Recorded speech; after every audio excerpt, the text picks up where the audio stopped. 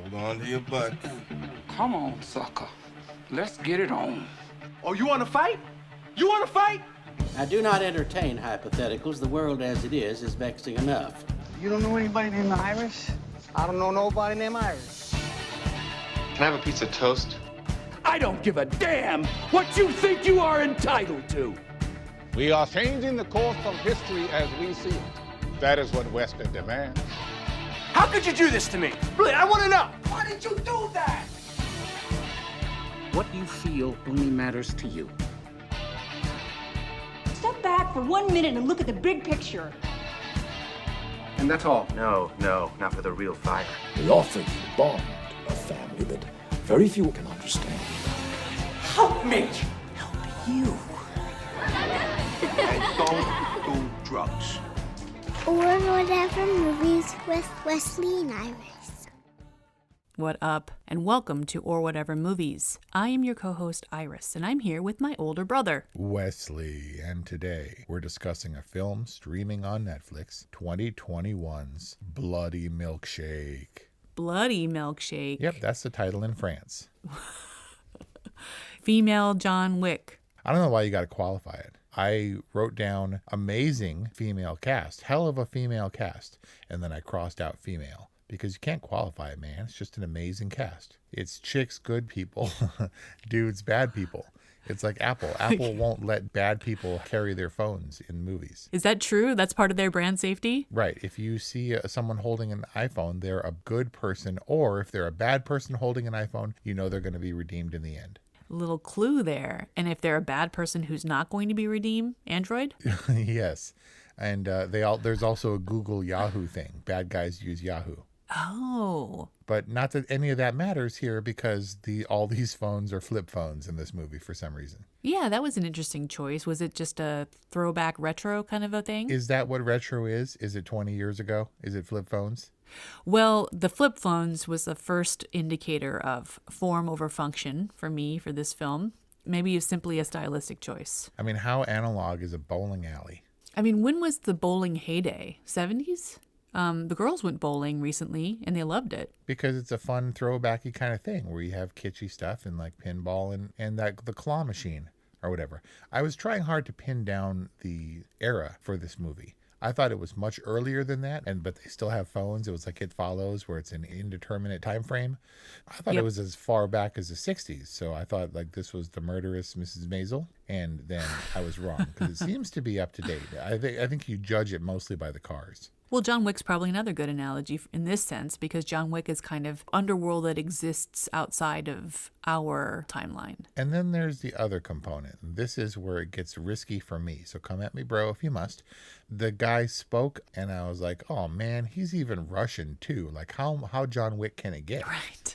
But in Russia, they're maybe a little bit behind the times, not technologically, mind you, but the aesthetic seems dated. Even the most up-to-date Russian mobster dudes still look like they're out of the Matrix from 20 years ago, right? It's like shiny leather, slicked back, 90s vibe of cool is what I've always kind of gotten. But is that Russia or is that just the vibe of this movie? Because there was a very specific hand guiding the style and tone of this film. Yes, a very distinctly, in my opinion, un-American hand, trying to steer it in such a way that it looks and feels American by someone who is not American. And that's not a bad thing. It's just emulating movies that they love.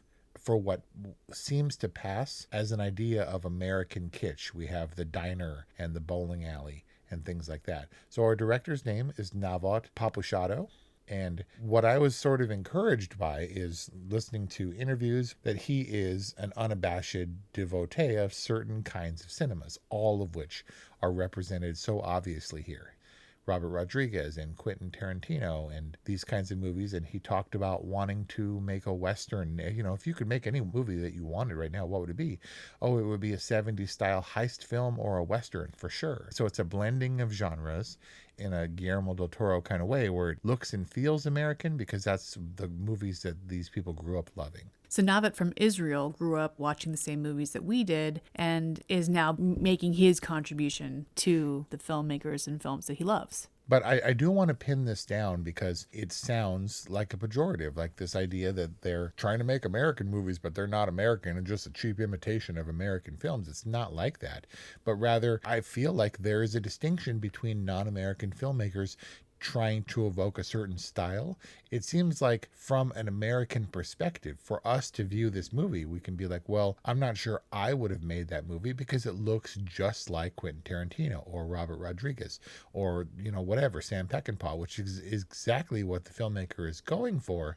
And those love letters of this style, I feel, don't come from Americans who have lived it. It doesn't seem like an exotic concept. Does that make sense? They're not making it to be exotic, and they're not necessarily making it to be authentic, but to be their own take and twist on it, the homage. I guess in the same way that Japanese would view Kill Bill as the samurai revenge flick, updated, but still with themes of the Kurosawa films, maybe. Yeah, definitely a Kill Bill vibe in this one. Oh, 100%. And the fact that they talked openly about his love for Tarantino movies and Robert Rodriguez style, of which Carla Gugino, who was talking about it, is a big part. She was in Sin City and Spy Kids and all this stuff, is comforting to know that he's not trying to rip. He's obviously a fan and is trying to make a film in this world. We talked about Tarantino's latest film, Hollywood Homicide. What was it called? Once Upon a Time in Hollywood, not to be confused with the Harrison Ford movie with Josh Hartnett made by Ya Boy, where Harrison Ford rides a tricycle down the street or a little girl's bike.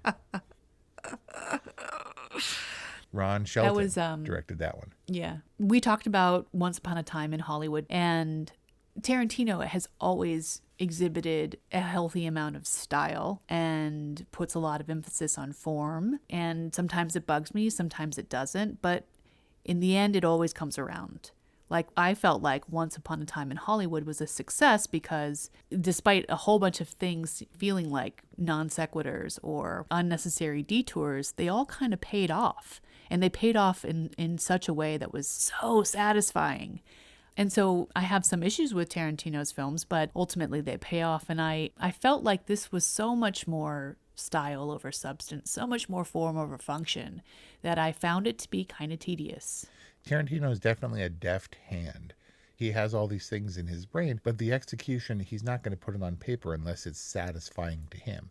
This seems like an idea of Tarantino from a moment. If you'll recall in Kill Bill, I don't think there was more than a half a dozen true slow-mo shots, where this is the entire style of slow-mo action filmmaking, kind of reminiscent of The Matrix, where like all this cool stuff is happening at once in a big set where, books are exploding everywhere and there's people flying all over the place.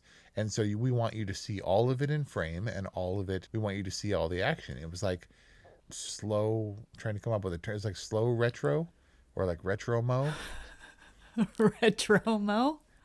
Retro slow-mo? And it had so many of the elements of so many of the Tarantino films, but it was more of the tedious parts.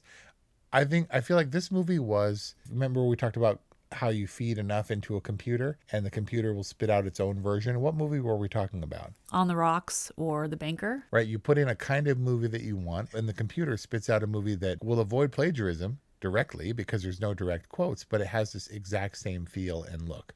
And this has the same look as John Wick is very obvious. There are elements of Nobody, which we'll talk about, and certainly the Tarantino and the Kill Bill movies, but it wasn't just in the same style. It seemed like a deliberate ripoff. It seemed like somebody made a movie, but the only thing they had to go on by Tarantino was like the Quentin Tarantino pinball machine.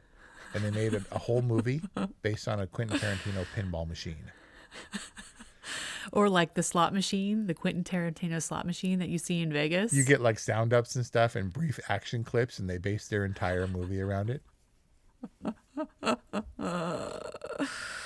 I really appreciated the attention to detail. The wardrobing, the costuming is beautiful and very stylized.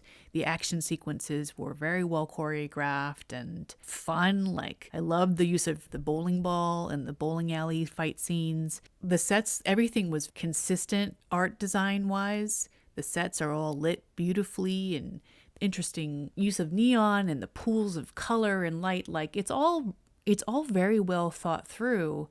except for the story. I mean, it's not that the story was bad, it just felt secondary to all of the style. Everything was saturated in every sense of the word. You didn't even mention, we did mention before, but a hell of a cast.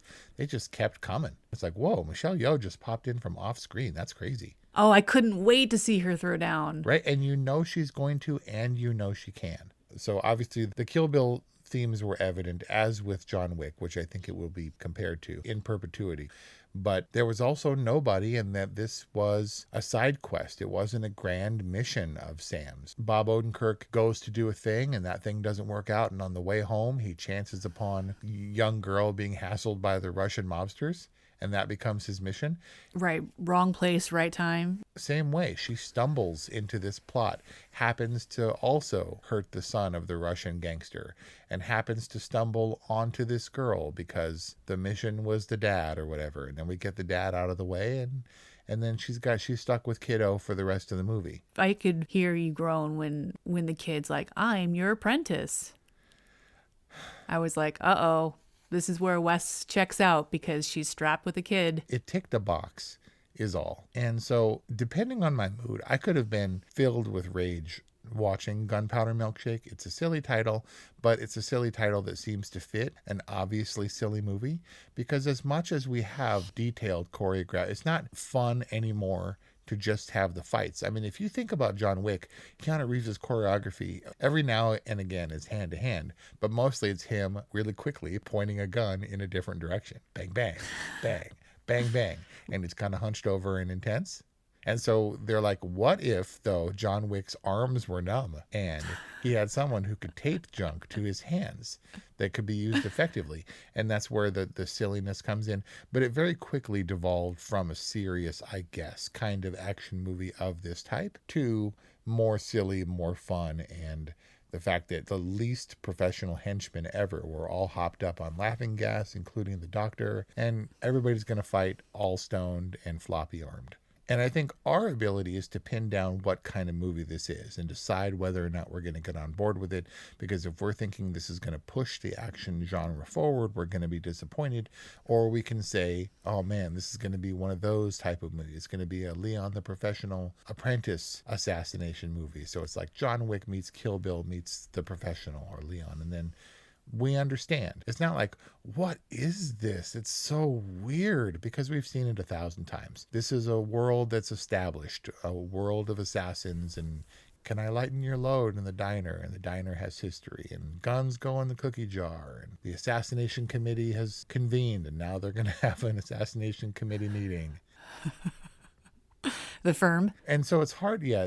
In this movie, it's The Firm. And so we know that it's going to be silly. And when the tropes happen, I didn't groan. I was just like nodding in agreement. They tick that box and it just covered another thing.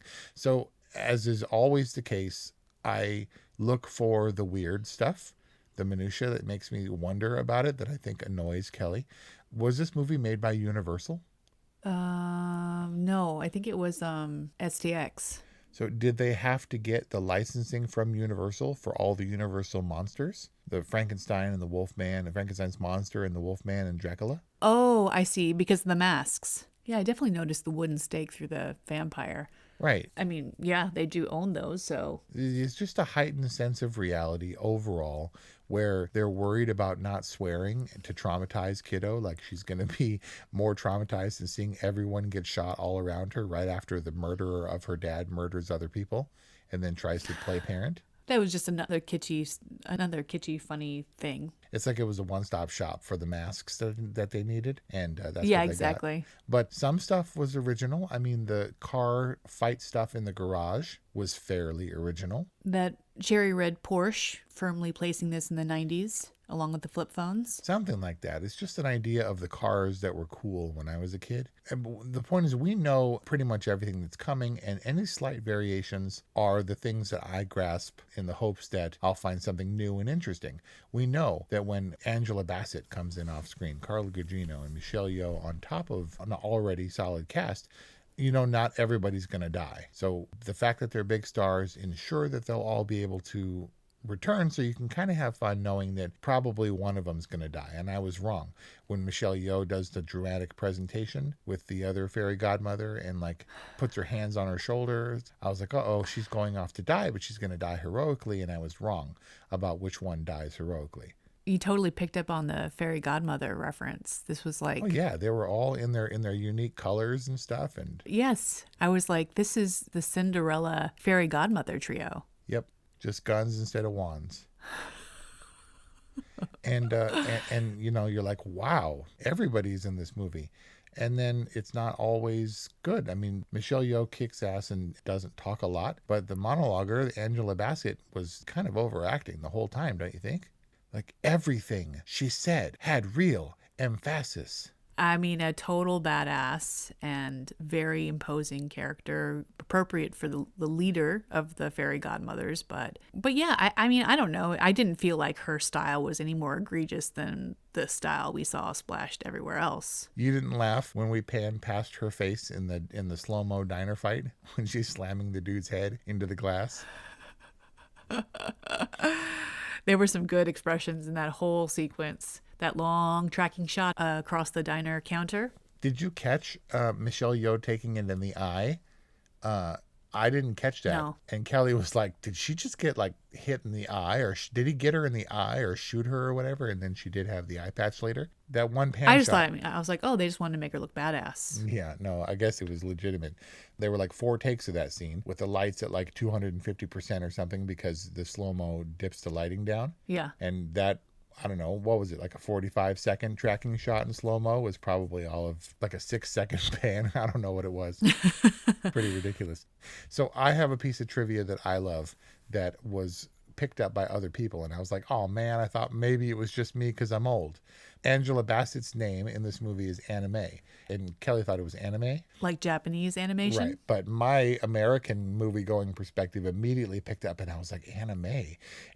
This is her second time playing a character named Anime, Angela Bassett. That's so weird. Because when she was in What's Love Got to Do With It, Tina Turner's real name is Anime Bullock. And I was like, this is the culmination of my nerd knowledge of decades of movie watching. And then it was like on the internet too, like IMDb. It was like second time playing anime. And I was like, oh, that was mine. I was going to bring that to the world. But was it an intentional nod, or was it just one of those throwbacky kind of quaint names that you wouldn't necessarily associate with an assassin? Don't know. Further establishing this in an ambiguous timeline, the fairy godmothers all had clunky names. It was Anime and Florence and Legitima. I don't remember. What was her name? What was Carla Gugino's name?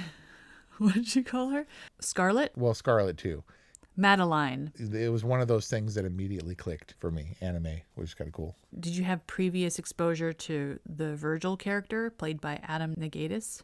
Is he the lanky, greasy-haired guy? Yep, he was the hair in the face nephew who was avenging his cousin. I didn't for him, but I had major reference for Ralph Ineson, the guy who plays the deep-voiced Russian mobster guy. Oh, yeah? I didn't remember his name, and I was like, I love that dude, because he was the dude in Buster Scruggs when he's trying to hang James Franco. Do you have anything to say? Son, we had some proceedings here. You're off, you're not feverish for most of it. I totally love that dude. He's awesome. And he was in The Vivitch, and he was in Ready Player One and stuff. But no, your dude I didn't have any reference for. I kind of thought he had a vaguely Dustin Hoffman-y feel. Like, I was like, maybe Jake Hoffman. No, Adam Negatis. Good greasy villain type character, but an ignominious, and like he gets shot flying out the window, right? And then he's done. We don't see him again. Well, I wouldn't call it ignominious. He had, I guess, a comeuppance, and it was just in the middle of all this calamity and gunfire. I mean, yeah, he tried to dive out the window, and she was like shooting him in the butt as he was flying. Pretty rough. Was the diner ambush kind of unfair? With the guns, I didn't understand these rules. It seems like these ladies were the only ones consistently violating the rules. However, when everything went down, one of the dudes had a gun. I think it might have been your dude who you're just talking about. And Kelly's like, where'd that dude get that gun? Because they're all allowed to bring like knives and junk. So they were all armed in the fight, but one of them had a gun. But it seems like if the ladies can, throughout history, violate the diner's gun rules, then they can too, right? Yeah, it doesn't make the gun rules really worth much if everybody's violating them. Like, what's Rose really doing there? Let's just take down the no gun sign. Nobody's listening anyway. I mean, obviously, they're our heroes. Sam and crew are our heroes, and we want them to succeed. But it seemed somehow unfair. Like, they got them all rounded up, disarmed them under the pretense of rules, and then were like, bam, bam, bam. Over the space of 45 seconds of hilarious slow-mo. I mean, if you're going to read between the lines, too, the gangsters could have been like, well, you didn't say anything about bombs, so we, like, laid the whole thing, surrounded the whole place with bombs, and blew all the people up at once. Yeah, well, I mean, if they had thought ahead, but these gangsters, they weren't the sharpest tools in the toolbox. These gangsters were pretty doofy, pretty, like, just action fodder. There was so much that was, I'm not sure that he was trying to do, and our director was trying to do anything new, because even she had a vaguely pale-faced, awkwardish Uma Thurman sort of vibe. Karen Gillan, yeah. And I was continually surprised listening to interviews with this cast where they're like, man, if you were a gun, what kind of gun would you be? Like, if you had a gun book named after you, what would your gun be? How much damage would it do? And they're like, I don't know too much about guns. And Karen Gillan's like, I had a fight one time when I was a little kid, my only fight when she pulled my hair, but I don't know about guns. And no one seems like the person in training for years, like I was born to play this role. But if you put them in long coats and you make them badass with their little vests and their guns and stuff, and they jump over the table, and it's all in slow-mo, and you add Ennio Morricone trumpets, you can make anyone look badass. And not to say that these ladies weren't badass, because they were all really capable, and I found their fight scenes believable. I didn't think like, oh, like they maybe should have cast a little bit better. It seemed like everybody was just fine. And then Michelle Yeoh, she's going to throw down even without the guns. She's like so much faster than anyone else. Which is probably why they ladened her with chains, just to bring her down to everyone else's speed. But you get kind of excited and you're like, yeah, we've seen it before. And you view it almost as a curiosity. But I guess I couldn't be mad at it. It's like if a kid is like they just watched a movie that you love and is like, Mommy, I made you a drawing of that movie. And you're like, that's awesome. I mean, it's not great. It's not. But that's so good, honey. The Tarantino analogy is apt because I like that it's stylized. I like that it was interesting to look at. But when it comes down to it, I'm like, it was enjoyable to look at, but I might have enjoyed cleaning my room and getting to bed early a little bit more. Man, how old are you? I've met people who are like, who my favorite director is? And I'm like, who? Because I like talking about movies. Robert Rodriguez. And I'm like, seriously? In the history of cinema, that's what you've got? And I do feel like these people are put, like Robert Rodriguez is put in the same league as Tarantino. But there's a different level of awareness and magic and satisfaction that for some reason. That's it. But if you view it objectively, I guess, it could feel like, oh, Tarantino's just all violence and guns and flashy dialogue.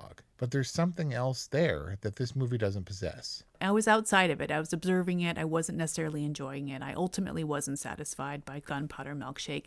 And that's what makes me question the time that you put into it. Like I was paying attention to the details. I was looking at, oh, that's a very interesting lighting technique. And they're over cranking this or under cranking that. And look at that detail and the choreography and blah, blah, blah, blah, blah.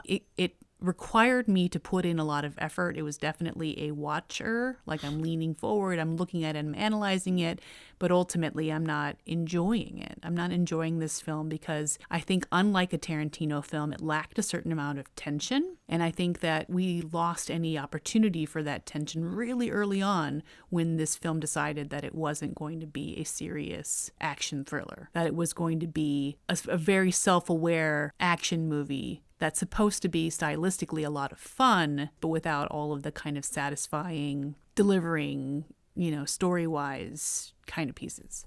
So am I safe in suggesting that you didn't have an issue with the roles swapped for the most part, being that basically our main cast were all ladies? That wasn't a problem for you? None of them under-delivered or were completely out of place? No, I thought they were all badass. They all looked awesome. And it seemed to me that all of their performances were on spec. Like they were acting as directed and acting within the conventions and parameters of the style. I liked the cast. And so no slight on what the filmmakers were trying to do with an obviously female-centric action movie, because everyone was passable and many of them were even admirable. I really liked this cast, but it definitely runs the risk of being, this is Ocean's 8, the all-female cast to Ocean's 11.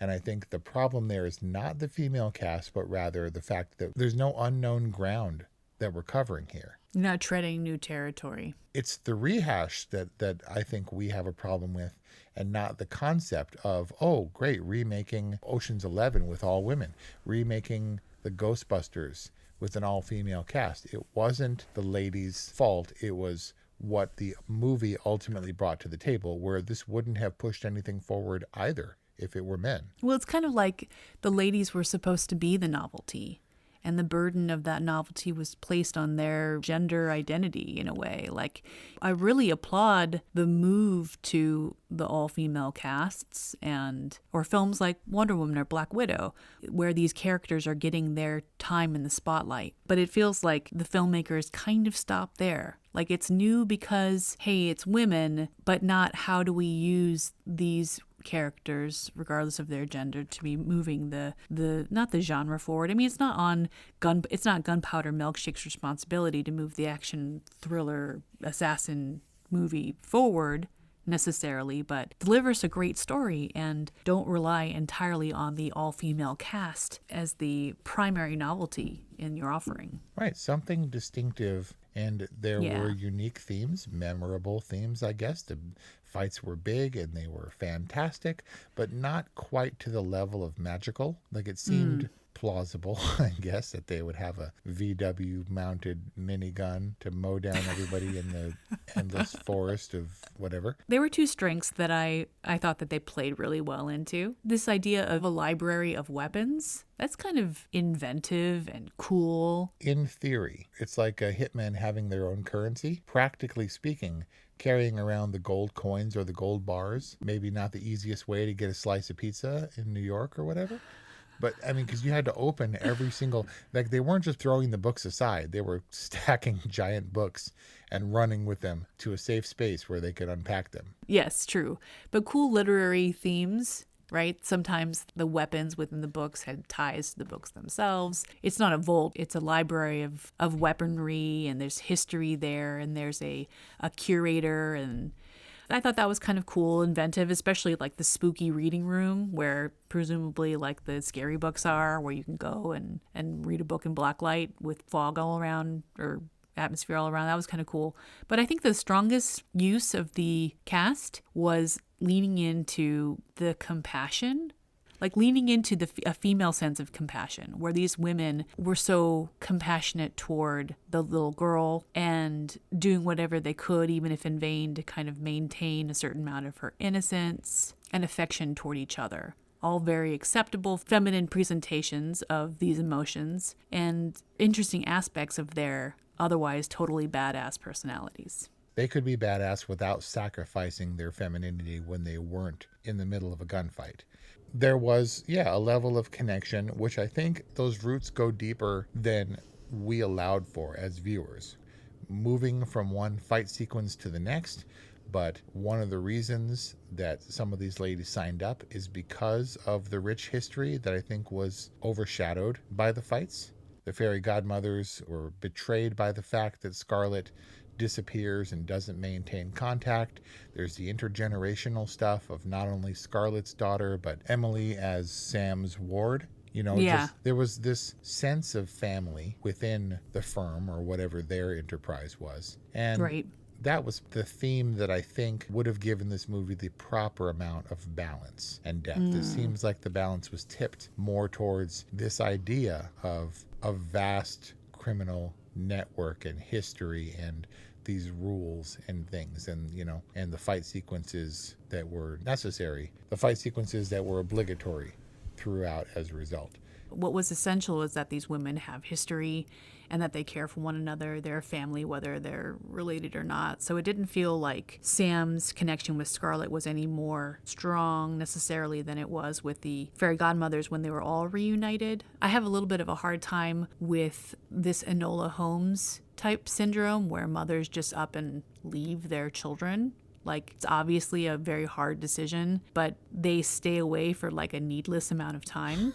Like, spoiler. They missed their... Sorry.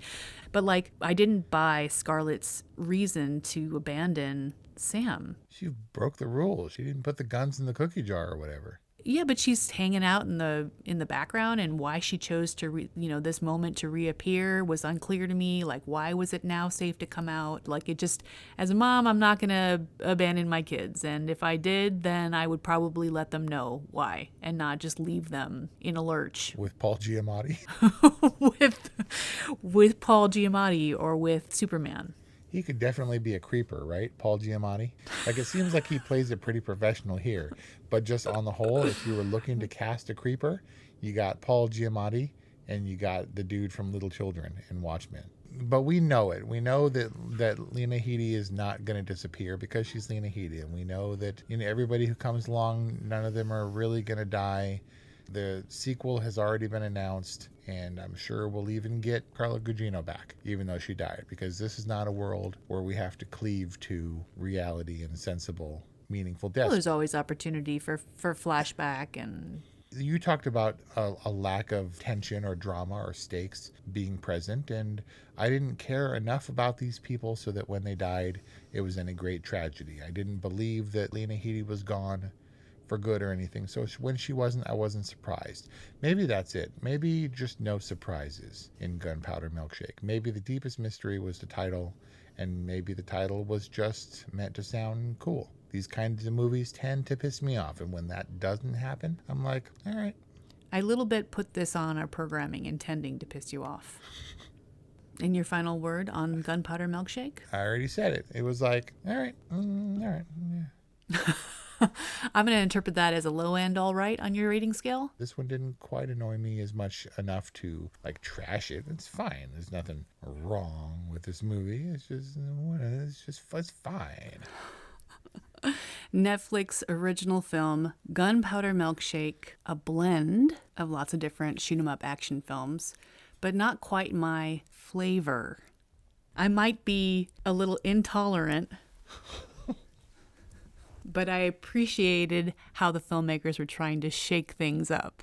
At least they didn't try for a lot of puns in this movie, right? And that's our review on Netflix original film Gunpowder Milkshake. Open up your flip phone.